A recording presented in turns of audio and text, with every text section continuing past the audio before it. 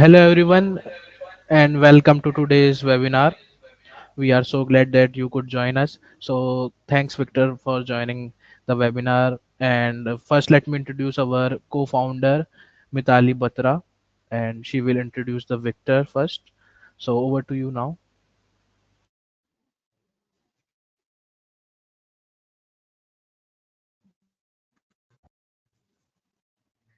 Hi, can you hear me, Ayush? Yes. Okay. Good morning, everyone from Kenya, and good afternoon from India. So, I'm Mitali Batra, co founder with DIGITALCONFEX. Welcome you to our webinar happening today on the topic from pilot to production proven playbooks for enterprise system deployment in Africa. And this is led by Victor Wahome. He's a CEO and founder with Aegir Consult Limited. To introduce, Victor Wahome, he's a CEO and founder of Aegir Consult Limited. It's a vibrant technology firm based out in Nairobi, Kenya. With a strong background in geometric engineering and geospatial information system, he plays a pivotal role in advancing innovative solutions in sub-Saharan Africa. He's a seasoned technology executive and the founder of Aegir Consult, a leading African firm specializing in enterprising geospatial solutions. Victor has led the design and implementation of high impact systems for government, regulators, and large enterprises, including national land information systems, digital compliance platforms, and AI enabled infrastructure monitoring tools. He is also recognized as a speaker on a spectrum governance, RegTech innovation, and sustainable digital infrastructure, and having presented at many global forums such as DSA Global Summit in Geneva. Under his leadership, he has earned multiple recognitions, including Microsoft ISV certification and ISRI Partner Award and commendation from Afrality and regulatory institution.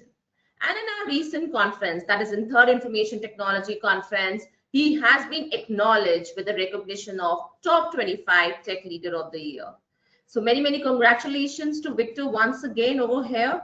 And I would be, giving this mic to Victor to start out with the webinar for today. And welcome to all the participants who will be listening to us. And there's a few instructions from Ayush to you all so that we can begin up with the webinar and have it very smoothly. So over to you, Ayush. So, thanks for the wonderful introduction of Victor.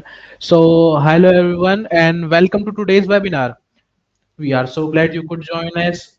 So, before we begin, Uh, we'd like to share a few quick instruction to ensure you have the best experience possible in this webinar. So my first instruction is like audio video. So as you all know, all the attendees are automatically muted and your video will remain off during this session.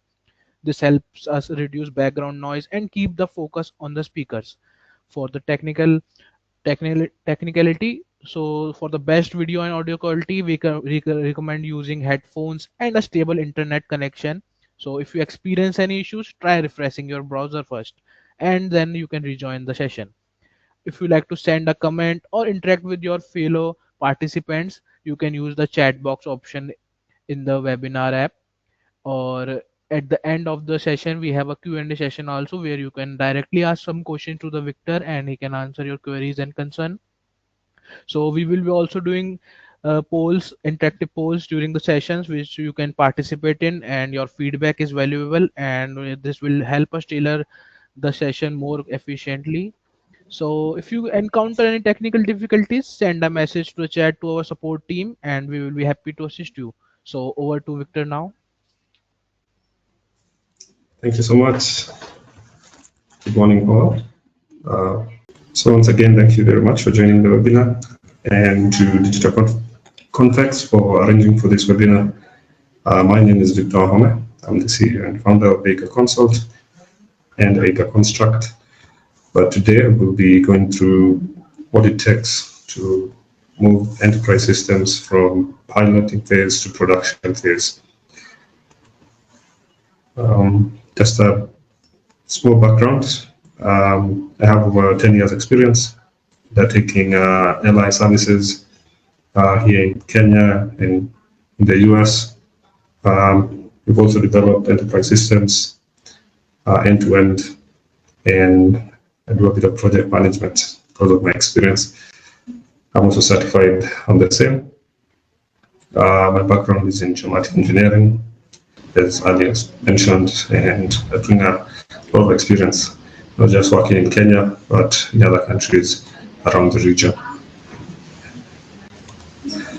I'd be curious who Aegir Consult is. We are a technology firm, and we geo-enable enterprises and bring about digital inclusion by taking advantage of new technology. This could be AI, this could be blockchain or hyperledger technology, and many others that are using this presentation today.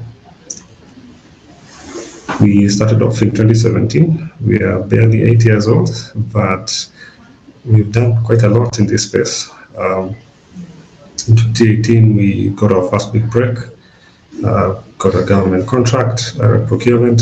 For those who know, that's quite a challenge, but yeah, that solution went ahead to in 4 hours and 3 years. Since then, we've been scaling and going to production, moving towards production side. And in 2018, we rebranded and became a systems firm. We also have quite a number of strategic partnerships in this space. We don't work in isolation, we work through partners. And I believe if we work in community, then we achieve our goals much faster. So that's just an overview. So far, we've done more than 40 projects with repeat business, as you can see the less clients. We have quite a number of custom solutions, which we'll be happy to engage you on after this webinar in case you're interested. We also have an ROC certification with the Kenya Civil Aviation Authority, which means we are allowed to fly drones in the country, and later on in the series you'll see how that is relevant. Like I mentioned, we do have B2B partnerships with the likes of Microsoft. We are CSP and ISP vendor. We're also an IBM Silver partner, mainly focusing on custom solutions built on top of their technology and AI for security side of things. We're also a partner to Falcon based in the US. They also integrate AI for field mobility. And locally, we do partner with Africa Stocking. It has quite a reach in terms of the countries that it operates in here, sub-Saharan Africa. Most recently, we've joined the Zebra Technologies ISD program, and we are doing quite a good job there, now integrating at the hardware level. I think most partners in this region would focus on the software integration side, but for us, we are pushing the boundaries and going all the way to the hardware now. And finally is our front team. They have a presence, or they deal with telecommunication services and training in that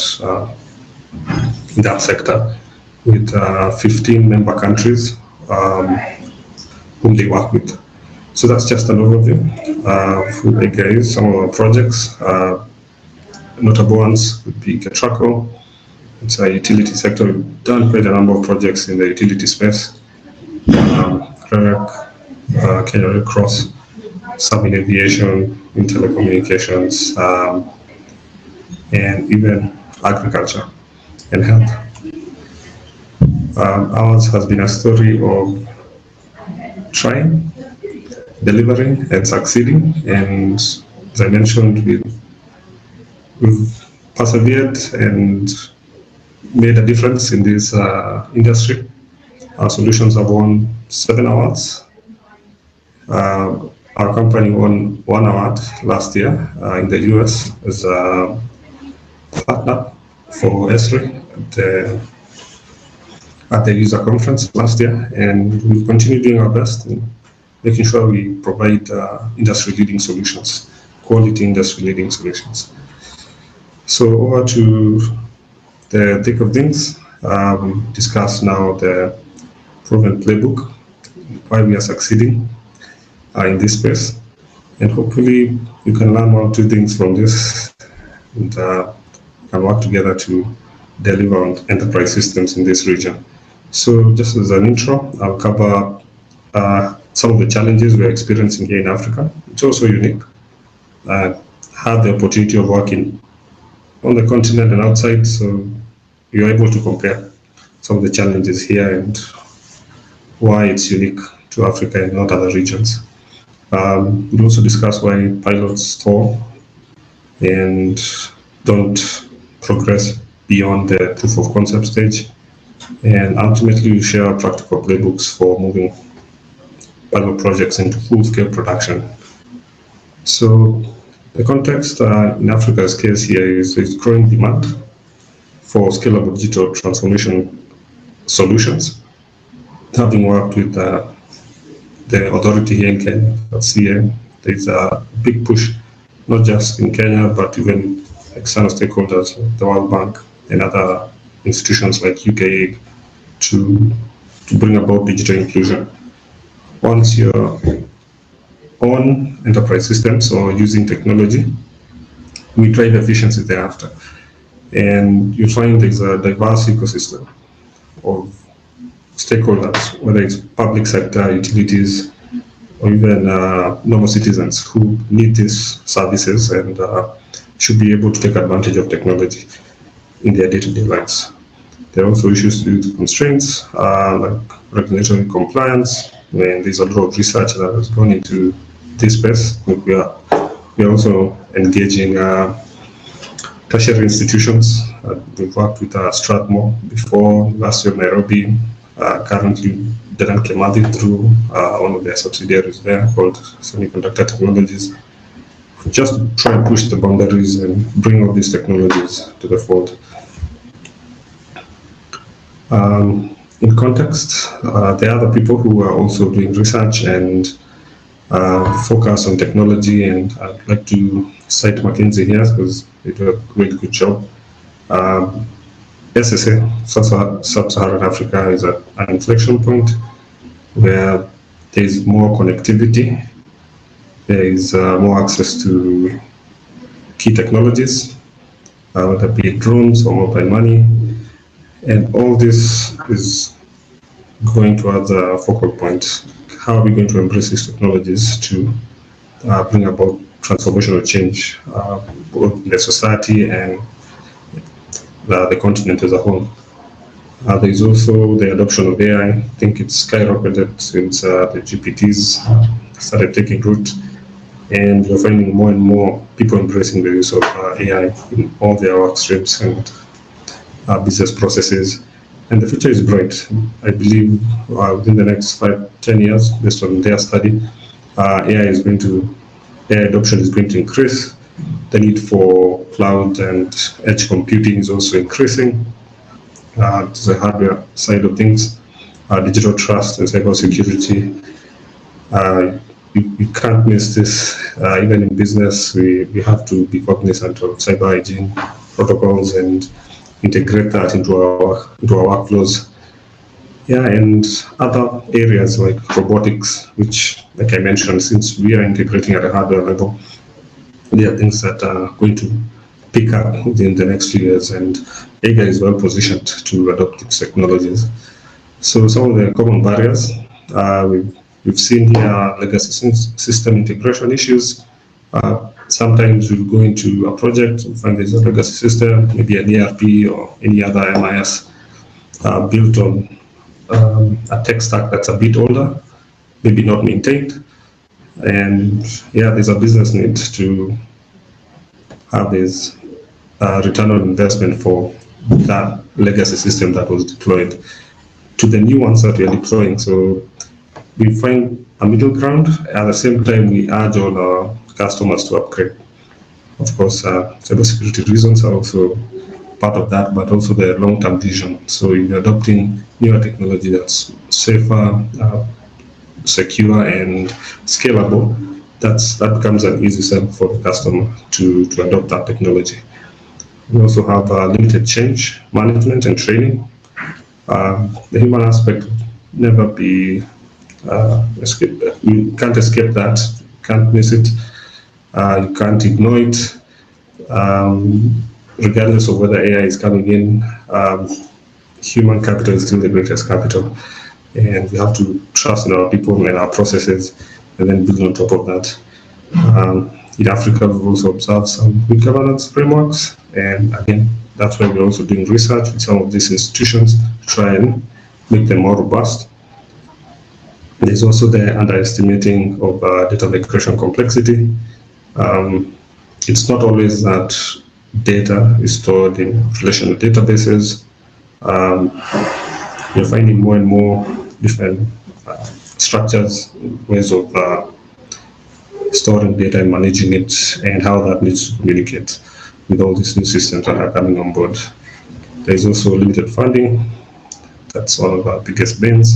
You may have the initial capex to deploy a system, but to run it in terms of operations, most people don't go beyond that. And as we work with our clients, we also give them a roadmap, and they're able to plan well ahead some of the funding needs that may need to be considered before scaling or operating that solution. So we go through the playbook as per Aegir. We always have to do a readiness assessment. That means we have to define the objectives here and the ROI expectations. It's also part of our policy to do a cost-benefit analysis as we pitch all our solutions to our customer. We don't want a dead system within 2 to 3 years or even less. And we always want our customer to get the best solution thereafter. You need to also assess your infrastructure and legacy dependencies. And of course, you have to conform to the prevailing regulatory policies. So Aegir is already a registered UDPC member. We also conform to GDPR and other sectoral rules, like what KCA provides in terms of drone management and other entities that we work with. And we also have a skill matrix, like a checklist we have to go through with our customers. And this could be ICT, this could be management, depending on the structure of the organization. But it tells a tale. Are you ready in terms of infrastructure, deployment, procurement, operations, maintenance? Do you have the right workforce? Are they certified? Are they continuously certifying? Is there knowledge transfer? In terms of policy and regulations, are there clear policies that support innovation and reduce barriers? Glad to see most of our customers are also ISO certified, so they also have their own SOPs that we can quickly adopt in our software development and enterprise system deployment solutions. We're also not working alone. Sometimes you'll find customers already working with our partners. So how do we leverage on that to provide the solutions? And this has been interesting even for us because some of our partners, like IBM and Microsoft, will push us since we are really good at enterprise system development with the ISV certification. We might find them recommending us for certain projects. And with that partnership, that referral system, we're able to go in, deliver, and scale up some of these solutions that perhaps had stalled or even not even materialized. Do you also have the right capital and investments to fund your operations and the adoption of these technologies? Segues into the next line, which is adoption and demand. Obviously, you also need trust in government at every step. And can we localize these solutions to the context of Africa? So the second part of the playbook is, sure, we've done a readiness assessment. We can tell you this is possible within the next 2 weeks. Depends how ready you are on the next 1 year, in case you're government and you need to do your procurement plan and all those things. But let's say you're ready. Have you assessed also your architecture and technology choices? Sometimes our customers are cloud first. They don't want any on-premise infrastructure. They want high availability, redundancy. and that's okay.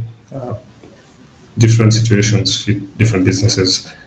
Some of the other items we look at secure integrations, and maybe you just mention Aegir is really known for system integration.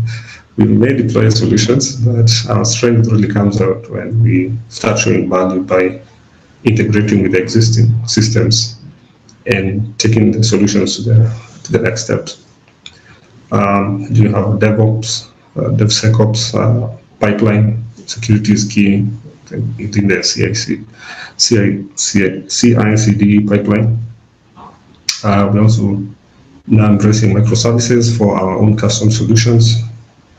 Ensure that it's modular and we can scale it up. That approach is the API first approach, and seeing this with banks, they always insist integrate at the API level is the documentation.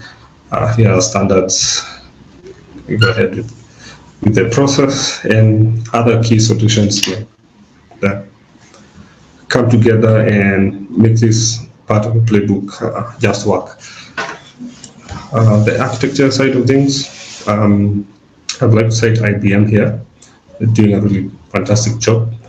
There's an aspect of technical debt where their business needs and operational needs, governance needs, architecture and technology needs, and security and compliance needs. You can't avoid this. And this accounts for 40% of technology estate. So that's quite huge. That's a big market share to consider just at this level. But for us, it's always to ensure that the customer has the right fit, using the right technology, it's secure and safe, and abides to their internal processes. And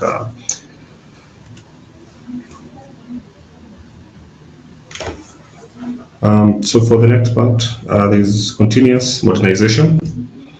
If you're going to scale, you also need to make sure that solution is running optimally. The operations are well fitted.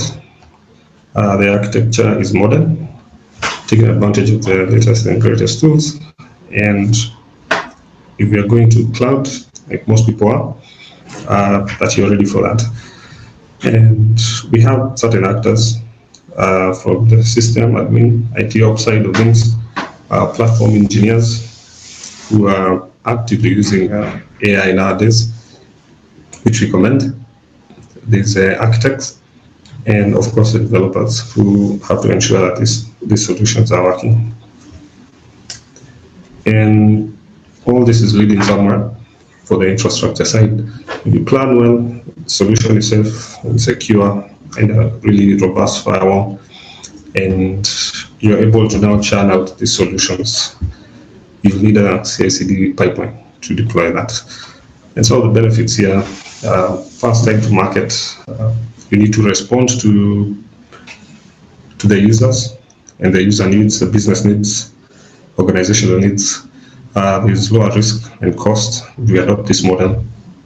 It's stronger in terms of compliance and stability, and of course enterprise scalability. So we adopt this within our own workflows, and you'll find us using 3-tier, 4-tier, and sometimes even 5-tier environments, just to make sure that this entire process is running smoothly.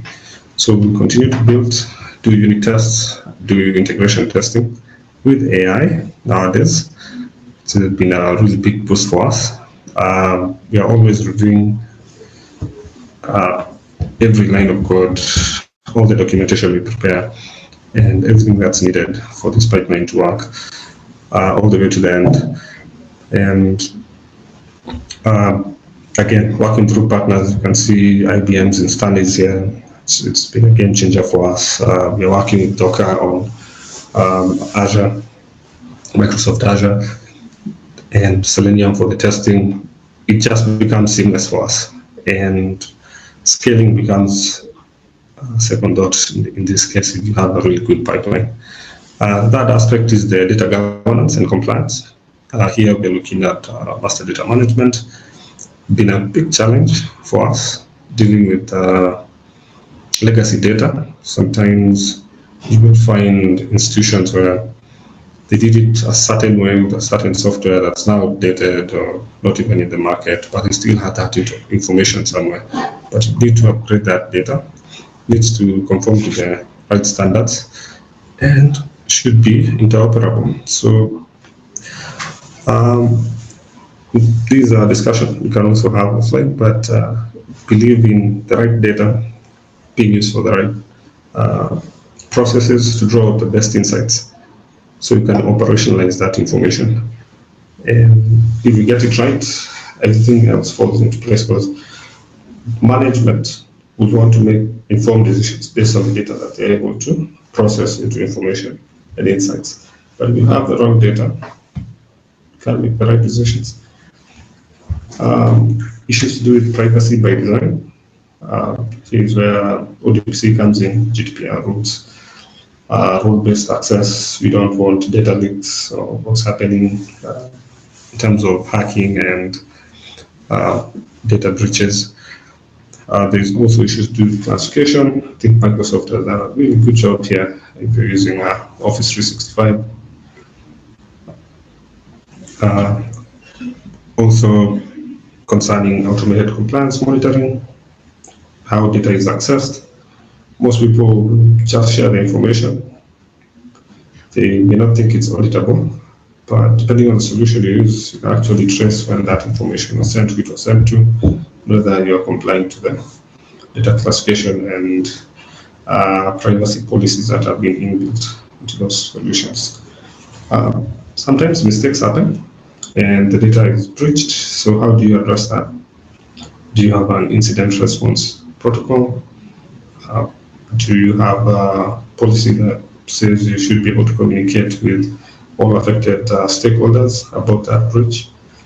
Some people may choose to keep quiet, but again, that wouldn't be the best course of action. May open up another can of worms which you may not want to go down. And then there's the ethical use of AI. With our trainings with IBM, Microsoft, we're really keen on this, on the ethical use of AI. And it's up to us to also impart that to our partners, to our stakeholders, and of course, on our customers. The fourth aspect of the playbook here being people, culture, and of course, change management. Change starts at the top. If the leadership is aligned and their sponsors for every enterprise system and enterprise deployment that we do, it has to cascade down all the way to the users, where the user adoption planning is done. We also undertake resistance management plans, so people are trained to do things a certain way, and if you introduce a different way, it may seem like you are curtailing how they usually do things. Resistance may be experienced, but if you're able to communicate this and why it's going to help the business and then make them more efficient, we find that the resistance reduces drastically. And if you involve even management, their levels are quite low in terms of resistance. There's always continuous communication, be the change at every turn. There's also the aspect of train-the-trainer model, so that there are champions within the organization to drive that change. And here we work with project implementation teams dedicated to the running of that project from inception all the way to go live. Change champion networks, so we work closely with the champions even post-deployment, and always ensure there's a feedback loop that we also use to improve on the products and the solutions that we offer. And thereafter build a culture of success, ownership, and accountability. The fifth aspect of our playbook is the scaling of the actual solution. So sometimes our customers would say, this is a bespoke solution, doesn't exist, it's going to change how we do things. We were working on paper, we now need an enterprise system with hardware integration, full visibility. So how do we achieve that? How do we move now from controlled pilot area, maybe it could be one department, to the entire organization? We work closely with the leadership in this case, To drive this, there is a governance framework for scaling the entire solution, which we also help design. Standardization of processes, so you'll find us also updating some of those SOPs. It's extra work, but it's rewarding also. So we're able to also contribute to the growth of the company. There's a phase rollout with measurable milestones. So we may start with one department or one directorate, put some KPIs. Can we run this for 2 weeks, 3 weeks, see the changes? If that's working, how do we move on to the next departments, and how long do we need to bring about real change? In terms of automation or deployment timelines, we're also keen on this moving forward, especially on the in-house solutions that we're developing, deploying. There's also the aspect of change impact analysis. We can't just deploy a solution. Again, that continuous feedback loop is really important. So as we deploy, we're constantly getting feedback, whether we are monitoring the servers and the usage, which pages have the most traffic, where the audience's attention being drawn to, how can we reduce our process maybe from 5 steps, 3 steps, how can we boost change in different areas. So that constant feedback loop and iteration helps us get to the scaling part of the project. Then we post-deploy and monitor, always looking at the success metrics and ROI tracking. And ultimately, we want the customer to sign on their own 2 feet. So the change team, with all the knowledge transferred from us and the documentation provided, should be able to run this solution. So ultimately, what we want to do is empower that organization with staff to run the system, to innovate on the system, and to grow with it. So in summary, we'll have a readiness assessment at the initial step. We architect the solution using the best technology. We'll advise the business on the data governance and compliance aspects and how to integrate that to the solution. We work with the people every day, all day, 5 days a week, to make sure that real change comes about from these technology solutions. And thereafter, we will be confident to scale and deploy these solutions. So some of the lessons that we've learned so far, we need to align with stakeholders early. They are the drivers. We also need to invest in compliance and governance, mostly in Sub-Saharan Africa, and focus on scalability, not just quick wins. We have the vision. We work with our clients to meet that vision. They have their own needs and strategy, and we align to that. So looking ahead, how does that look like for your business and our customers in the region? Is more AI and Geo AI adoption to enhance automation. I personally call it the value system. AI is there to help you get to the next level. It's not there to take your job. You just work alongside like a partner to assist you to do ABCD. And if you integrate more in the AI space, you will increase your operational efficiency. There's also the expansion of the enterprise deployment playbook regionally. We're also cognizant that Kenya is unique. We like to lead, and we do a lot of development, adoption of new technologies, and now need to extend that to the region. We also build resilient digital ecosystems across Africa based on that playbook. So, talking about the playbook, you'd also be curious to know what solutions we have. Aegir, as I mentioned, has over 20 custom solutions. Some are unique, fast to market. Some are tested in other markets, and we're able to deploy them here through our partners, and they're authentic to the region, as well as our doing. So these are just some of the products we're able to develop. The first one is ILS, Infrastructure Location Intelligence System, mainly for the utility sector. We've also done location-based revenue mapping systems that integrate with revenue collection systems. One of our flagships we'll be launching in November with the Kenya government here is the Smart Agriculture Solution. that has gone through the paces, and we will be scaling this on from pilot. We've been piloting since April, so in November we will be scaling operations countrywide. We have other solutions. Happy to engage you on the same. In terms of our competitors, we are placed at the top right quadrant. Ours are convenient and affordable. We always try and make sure we have a best fit for our customer and they get the best solution, the best ROI at the end of the day. So, just to summarize, there are quite a number of technology solutions out there, from cloud to big data, AI, machine learning, IoT, and hyperledger. Aegir is providing solutions in all. We integrate all these technologies in our solutions, and we can only achieve this through, again, dedicated workmanship from our professional services team. We are also embracing the B2B2C model, and we are finding this approach to be quite effective. So we are able to publish our solutions on marketplaces like Zebra, ISV Store. This is the app listing for Microsoft, and IBM have their own marketplace. So we design, develop the solution.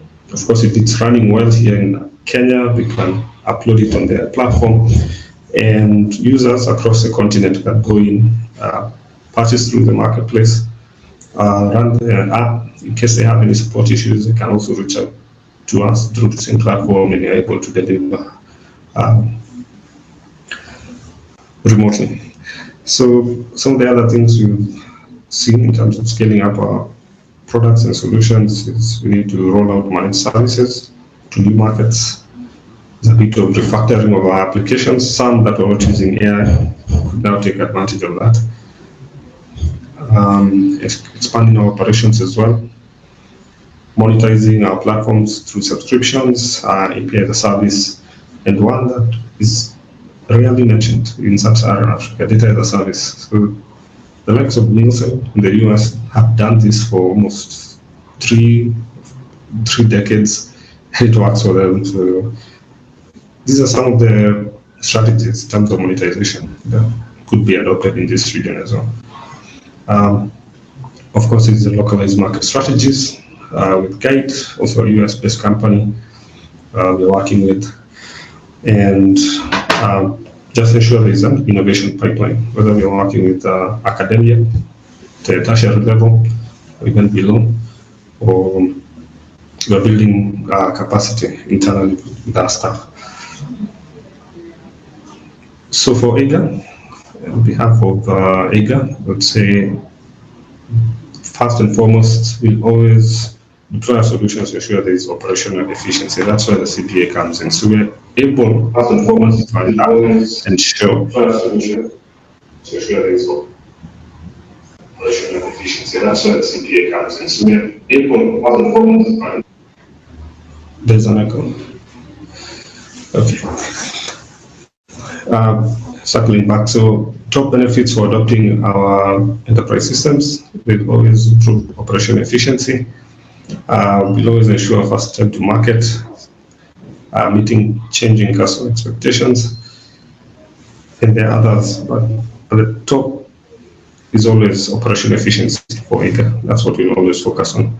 So I'll just go through some of the solutions in the deep dive session. A few case studies: the iAlias, the Performance 365, and the Smarty.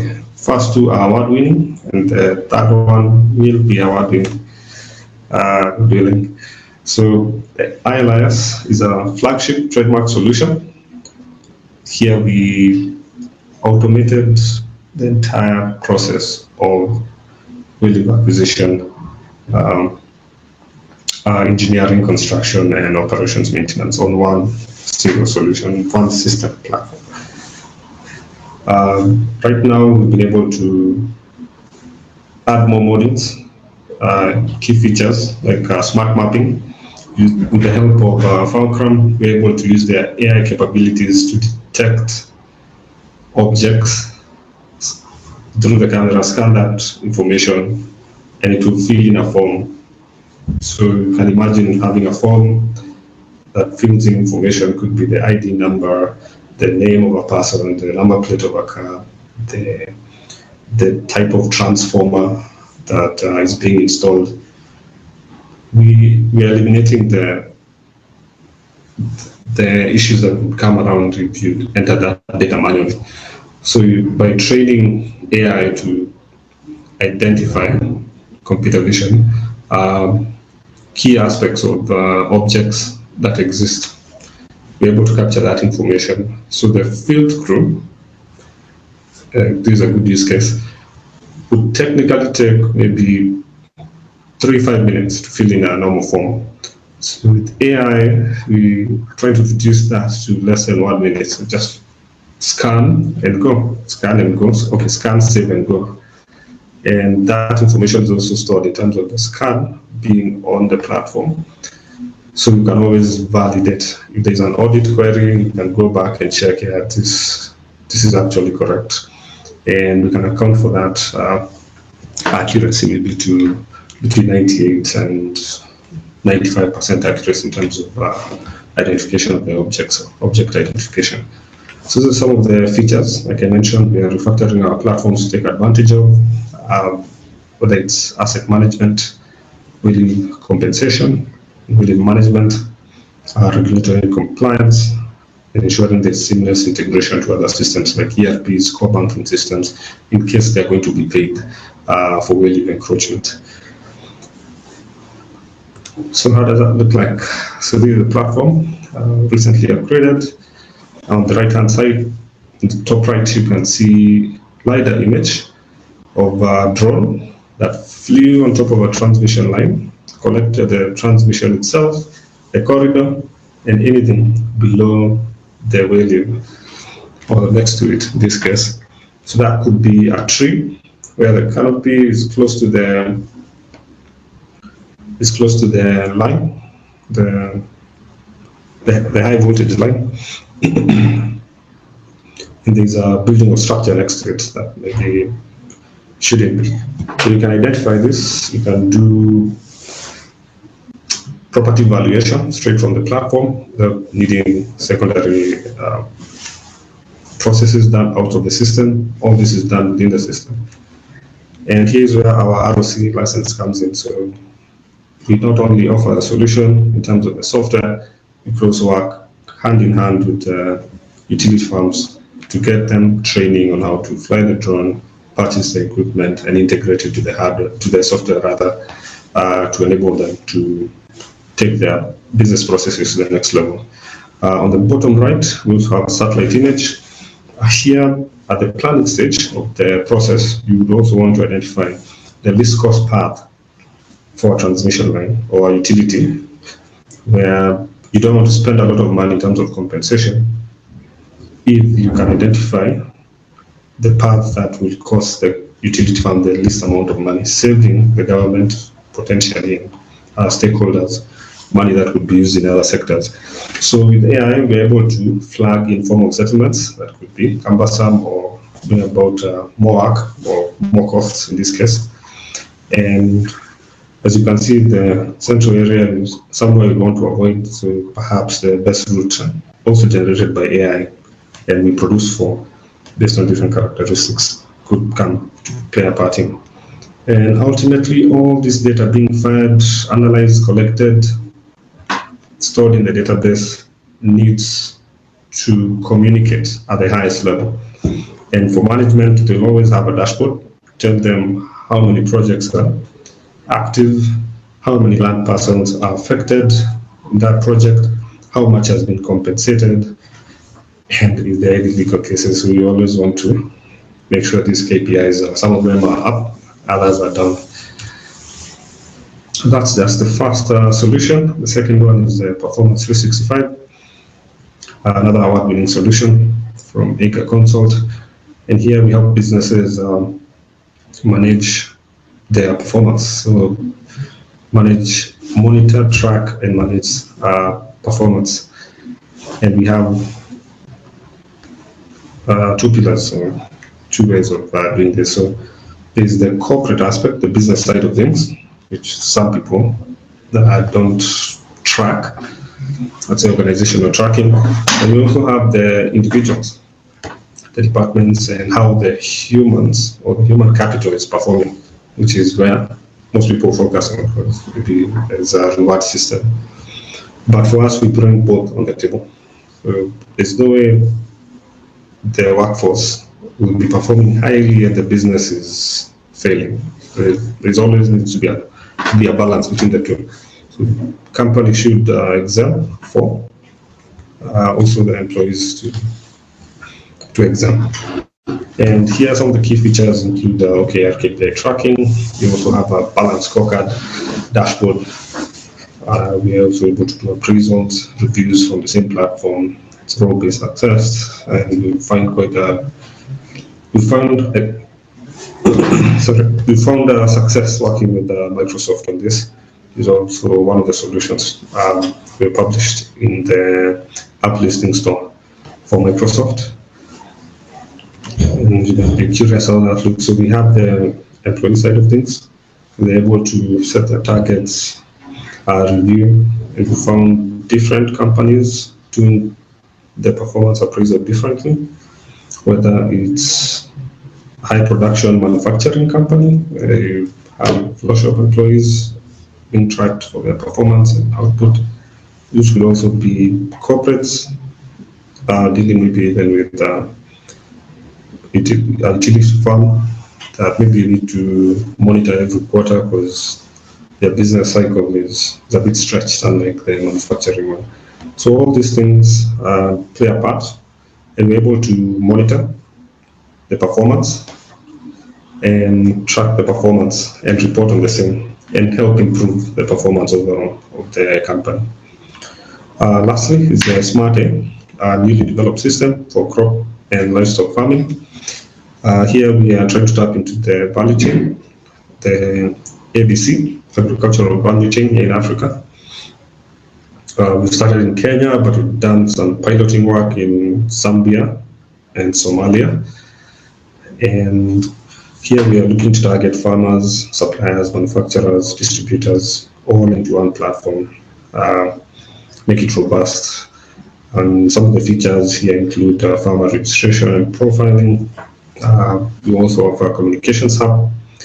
This could be related to weather, could be related to financing, and other aspects that play a part in this value chain.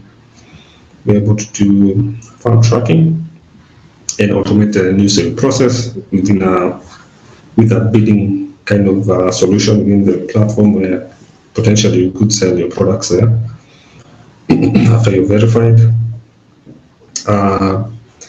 With our geospatial knowledge and background, we're also able to help farmers optimize the way they use their land in terms of farming.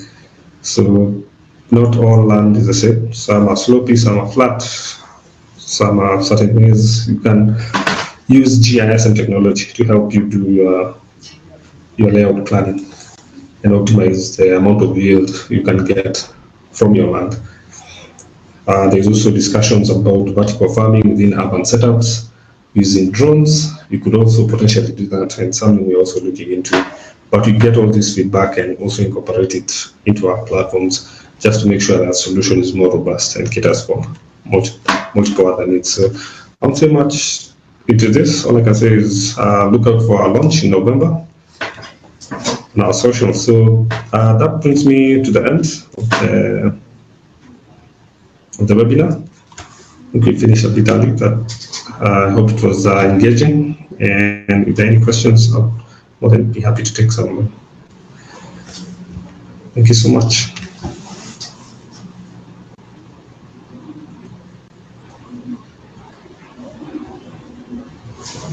Aish, are you there? Hello, yeah.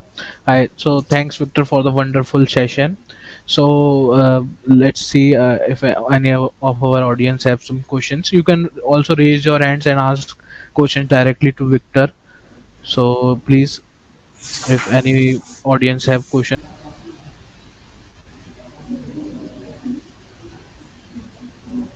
I think we can also get some of the questions on the chat. Okay, I think someone posted question on chat, questions chat also. so you can use that questions. I think Ambrose has opened his mic. So hello. Yeah. He's so over to Ambrose. Yeah, you can ask. I think his mic is muted. Ambrose, we can't hear you. So we can't hear you. No, no, your voice is not coming. No audio. You can let. Can you write your question in the question box? Uh, I can ask your questions on behalf because your audio is not coming. Uh, or if you can join back again. Yeah. So can you check out the questions, Victor, also in the questions tab? Okay. I think.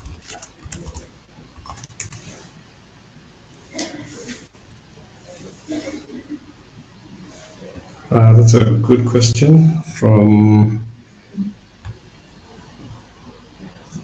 Gagan Kumar.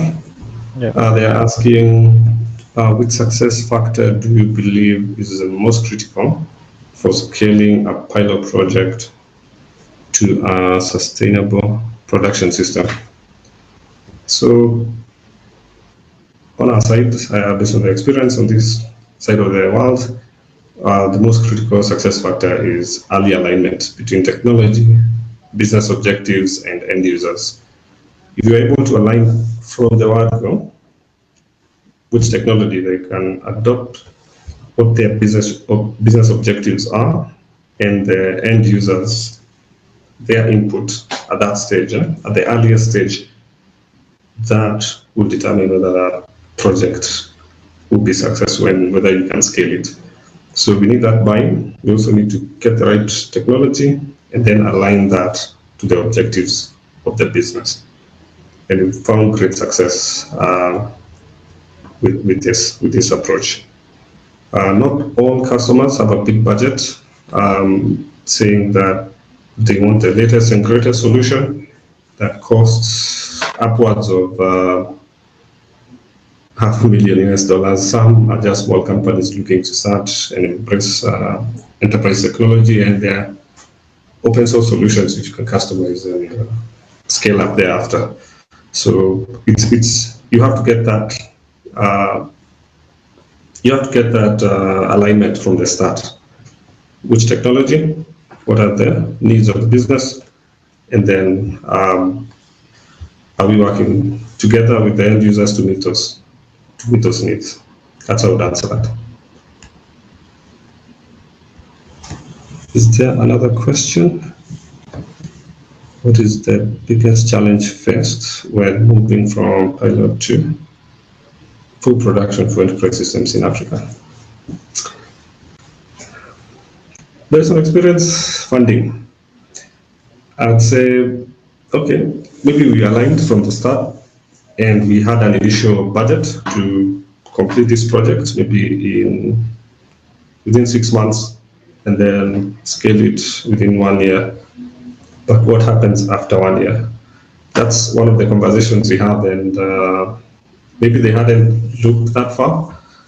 And you've scaled, now you're serving so many people, and there's that need for the solution, but you're now not able to support it to scale even further or go beyond what it's reached. So that's one of the challenges we face, especially here in Kenya, that I can attest to. If you don't plan well, you plan to fail. So as you plan, make sure there is enough funding for all the operational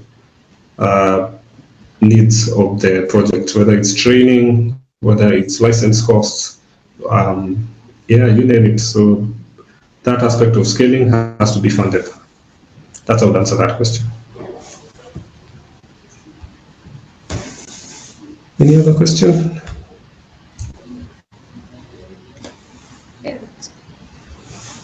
So, to all the participants, do you have any questions for Victor? So, it was a wonderful webinar, I would say, very informative.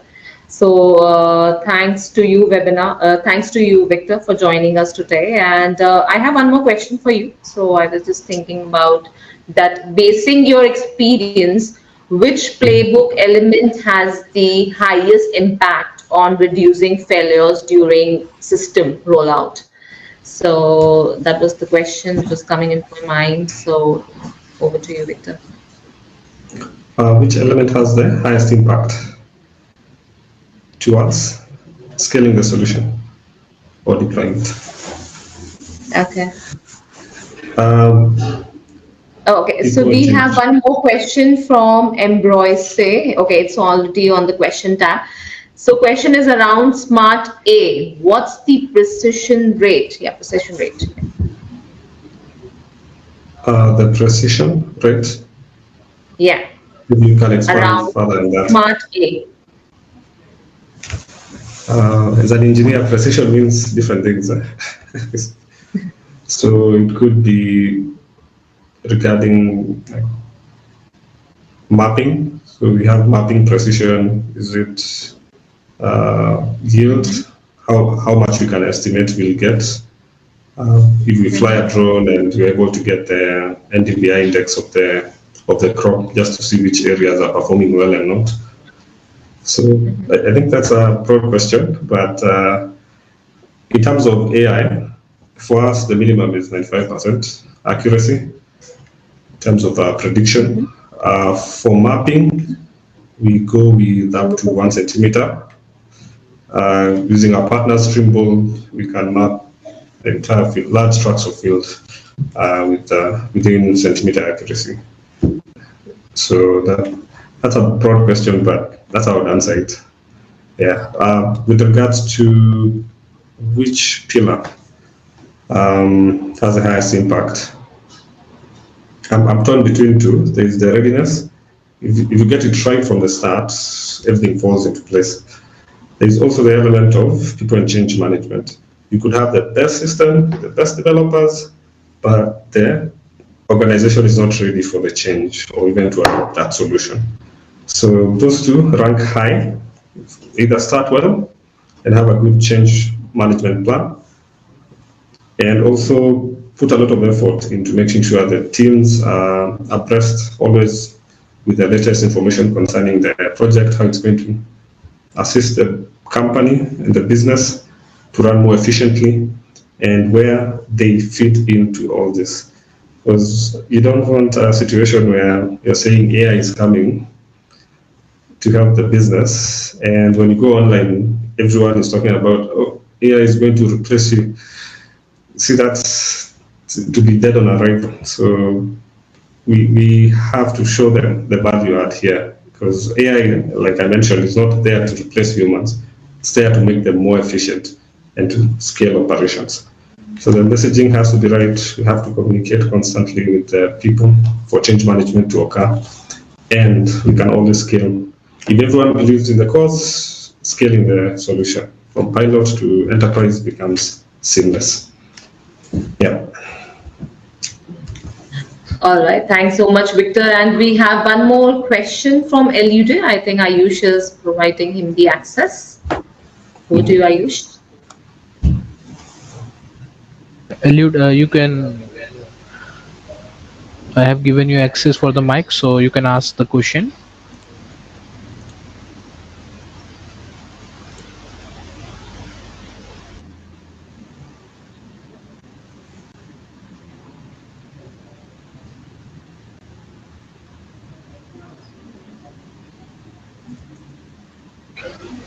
Some problem with Elude. I think I can't enable his mic. Elude, you can type out the question. I think somebody. Yeah, I'll be happy to take any questions in the chat. Yeah, we can take the question through chat. So please.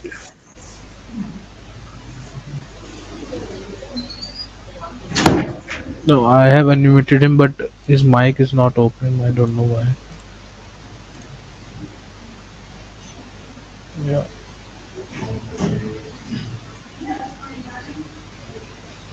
Yeah, so anyone, you can raise your hand for the questions if you want to directly ask the questions. So please, Eliud have again raised his hand. So let me try again because his mic is not. I think Eliud, you haven't given your permission for the mic. Yeah, am I audible? Yeah, yeah. Yes, Hi, we can hear Eliud. you Yeah, now. you are audible now. Oh, thank you, thank you. So I had some few challenges with my mic. Thank you, Victor, for that presentation.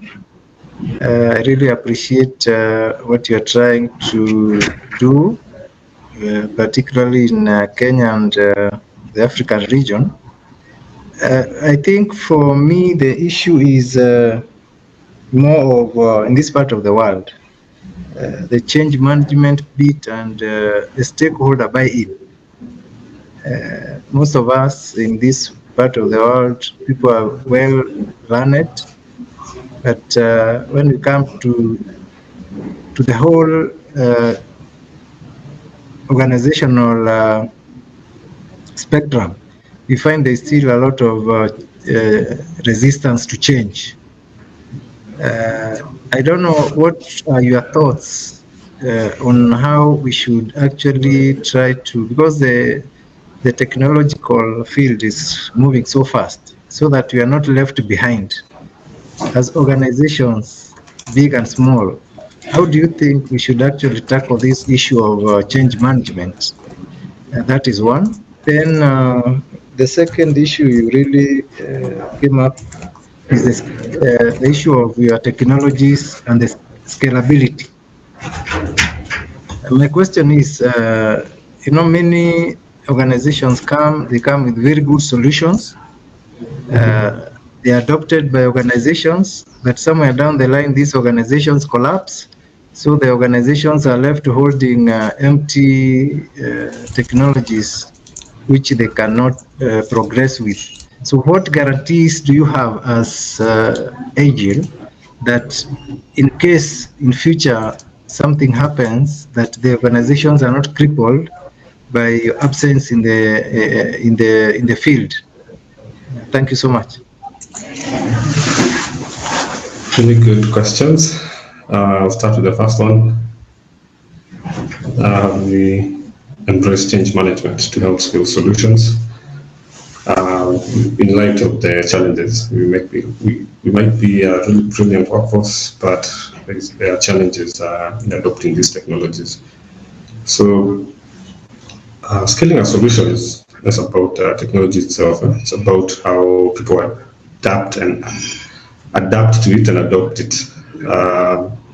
We need to embrace change management, like I mentioned, from the very word. Like if you sign a contract and you have a kickoff meeting, change starts from inception, from that point moving forward.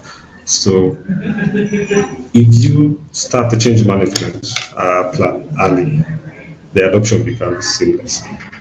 I think we've had instances where you are told this is a project for this department, yet it's going to serve the entire institution. So if you don't communicate that and show them the value, then that narrative grows bigger and bigger, and adoption goes low. There's more resistance. So from the word go, you need to start with clear communication. Define why behind the solution. Why are we deploying the solution? Why is it going to help you and the organization? And then engage stakeholders from that day one. Also invest in capacity building. Sure, some people would say they have the training, they have the knowledge. The knowledge is growing, it's evolving. And I saw that yesterday at GeoSK symposium happening at Regional Center yesterday and today, where one of the professors from one of the universities mentioned that in the 1988 they do processes a certain way, but now technology is so advanced they can stack satellite images with a click of a button, and before they used to do it manually. You see that change has already come, but you need to also invest in training and capacity building so that you are cognizant of where you've come from and you have a good foundation, but you're looking forward. So train and always build your capacity. We learn something every day. So be open-minded. We also need to set up feedback loops. Sure, we've started on the change management plan. We are communicating every week about the changes that will come. Let the people who are expecting this change also give us feedback. Through pilot groups, this could be user surveys or even help desks. Let them collect the information, give it back to the project team, who can also channel it back to management. So if you're reporting every month to management, that is the progress of this project. The next quote-unquote Kamukonji, the next session where everyone is there, management can also respond to all the employees and tell them, yeah, we've received feedback, here is how things are going, and we are looking to address these issues ABCD. So there is continuous feedback. Show why this product is working for you, this solution. So if there are quick wins, like you've saved the company $100 million from we leave compensation, you should be shouting that to everyone. This system has brought about real change. It saved us money. There are less court cases. So celebrate those quick wins in terms of cost saving, time and reduction, efficiency and gain. And ultimately, I would say align to the culture of that organization as we do all this. So that would be the answer for the first question. So what happens when a partner goes under or capitulates and you have invested so much in their technology? This happens. And it happens more than we want to admit. Someone came, deployed a solution, or someone decided to deploy a solution and hard code certain things, and you don't have access to the source code.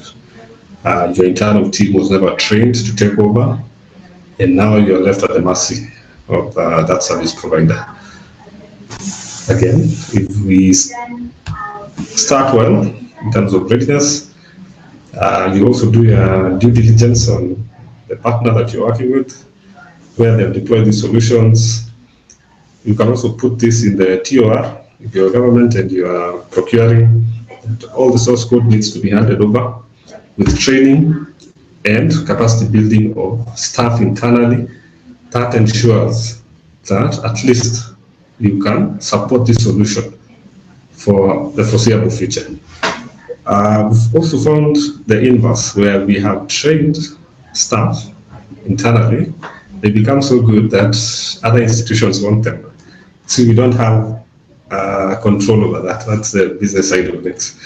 But for us, we are always there. We are always ready to support companies and customers to make sure that they get to the next level. Internally, we have our own policies to ensure that there's business continuity at every step. We prioritize knowledge transfer, whether it's via video, physical documentation, and we're also working closely with our partners. So if this solution, per se, like Microsoft's Performance 365, it's built 100% on Microsoft technology. If there is another ISV partner, like Aegir Consult, within the market, whether it's here in Kenya or in the US or in Europe or even in India, who can do what we do? They can take over and support you. And that's one of the biggest benefits of one, using the B2B2C model, where we are publishing our apps on our Play Store, and at the same time using technologies that are readily available. They're not going fringe on certain platforms that have been born yesterday, that don't have proper documentation. We are always deploying on tried and tested technologies. We also ensure interoperability. I think for those who have interacted with us, you know, if you're working today with the Communications Authority and tomorrow maybe Kenha, and there are open standards that they need to exchange information on. Most likely, we built it on open standards, so it's very easy to integrate between enterprises or organizations, maybe government or B2B in this case. The other point I would like to bring up is cloud and open source leverage. Most of these solutions, I won't say all, I can't vouch for all, but most of them run on open standards. And if you're in the GIS space, you will have heard of mapping standards for the web. So you can WMTS, CSW, or WMS, WPS. Those are standards for communication. And since our technologies are built on those standards, we'll always ensure that they conform to what the industry expects and what businesses rely on. So our solution, even if we are not there, could be used for the next 30 years. And you've seen it. So I'll give an example. It's a utility firm. We completed our project. We handed over everything. We were not able to fund the next step. And they have still been consistently using that platform. When others have come and gone, well, ours is still there. It's robust. All they have to do is do security patches coming straight from the manufacturer, whether it's Microsoft or others. They patch the system, it's secure, it's robust, it will continue to serve them, whether we are there or not. Good, I think in a nutshell, that's what I would say. It's disruptive in case a vendor is not there, especially a trusted one, but the system or the solution should not leave those who even deployed it, in my opinion.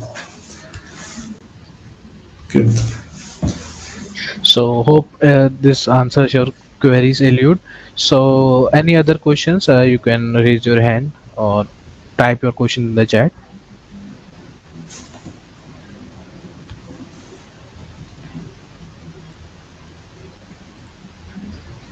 So we will be also taking a group photo, so you can also be ready for the camera, opening your camera all. So before that, so any key takeaways from the session, Victor, you can say, like in some points. Thank you. Just want to thank everyone who joined the webinar. The last page had a booking. Let me just share my screen one more time. In case you would want to contact us directly and even schedule a specific demo you'd want to see from our portfolio of solutions, you can contact us and book a session. I hope you can see my screen.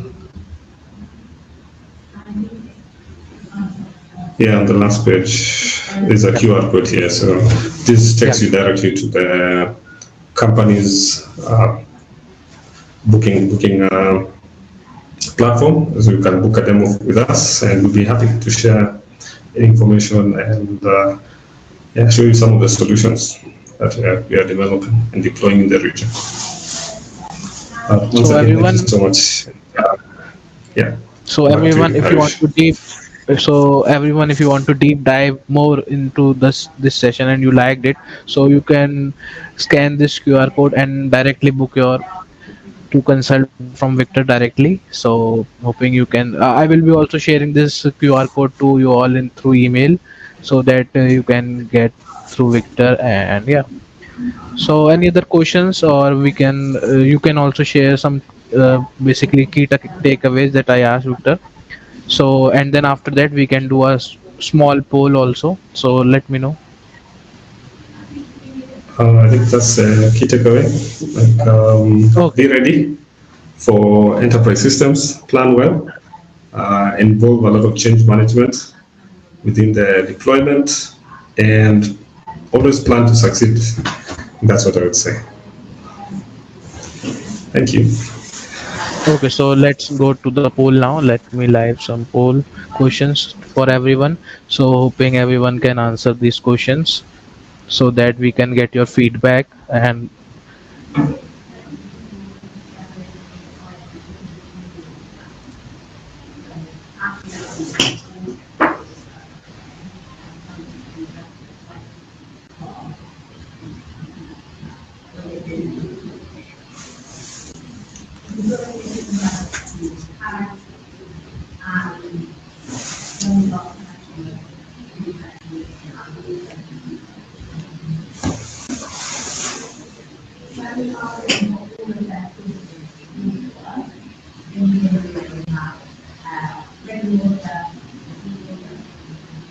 So over to next questions now.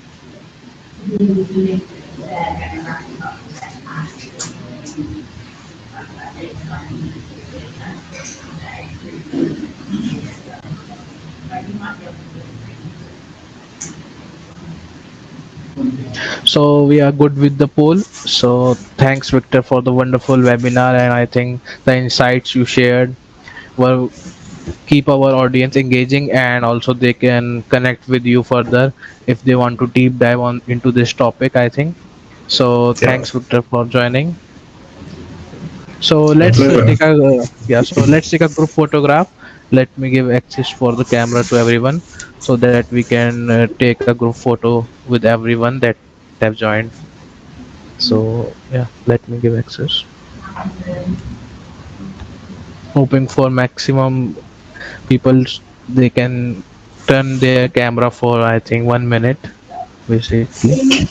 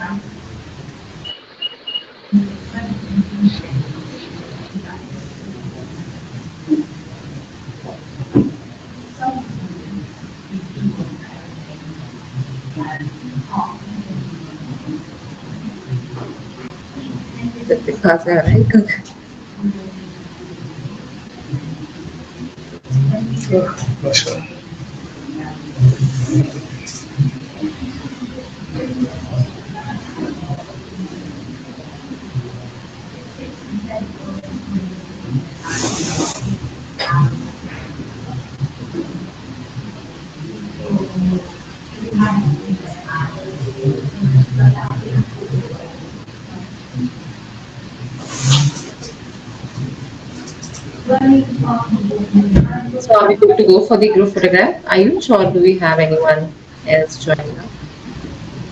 Yeah, I have given access to everyone.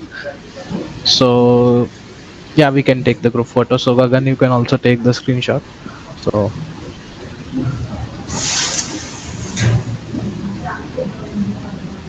So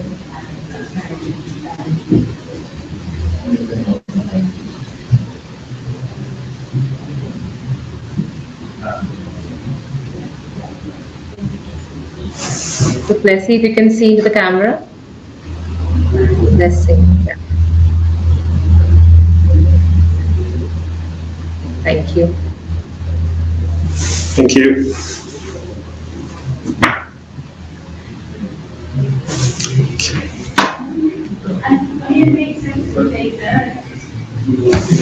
So at the end, I would like to thank everyone for joining us today for a wonderful webinar. So John, you are already on the screen. So any point that you would like to add in for this particular webinar, or something that you would like to put in light?